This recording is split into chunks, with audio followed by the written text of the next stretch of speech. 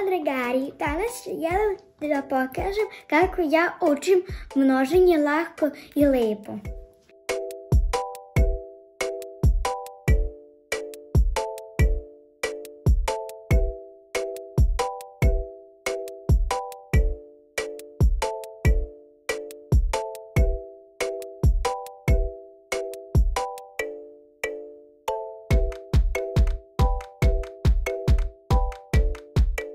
To ja učim množenje sa igrom i ja želim da vas naučim da vi isto znate. Gumica ako pogrešite,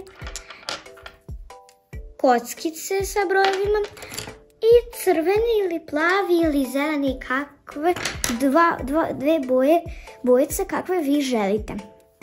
Naprimjer sad prvi igraju crveni. Mi bacamo kockice i tu 3 i 4. To znači 3 puta 4.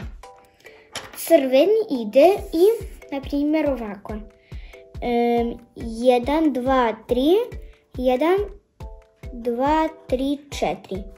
Ako pravi kockicu od 3 i 4 i piše unutra koliko je 3 puta 4. Pobjedio onaj ko će imati više kockica na papiru.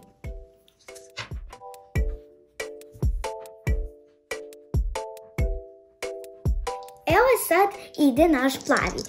On isto kockicu baca, evo 1 puta 4. On uzme svoj plavi i tu 1, 2, 3, 4 i onda i 1. A 1 puta 4 je 4. Evo šta smo mi sad dodali, ali sad ću ja da pokažem kako smo mi sa mamom uradili to sve. Evo, to smo mi igrali i ako vidite tu su plavi pobjedili i može plavi da dođe kod crvenih. To isto može.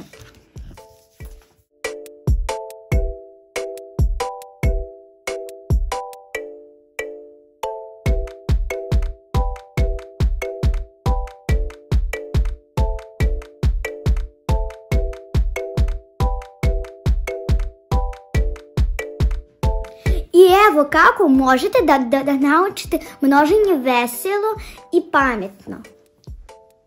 Ja sam Jaroslav i molim vas, možete da pratite moj kanal i stavite like.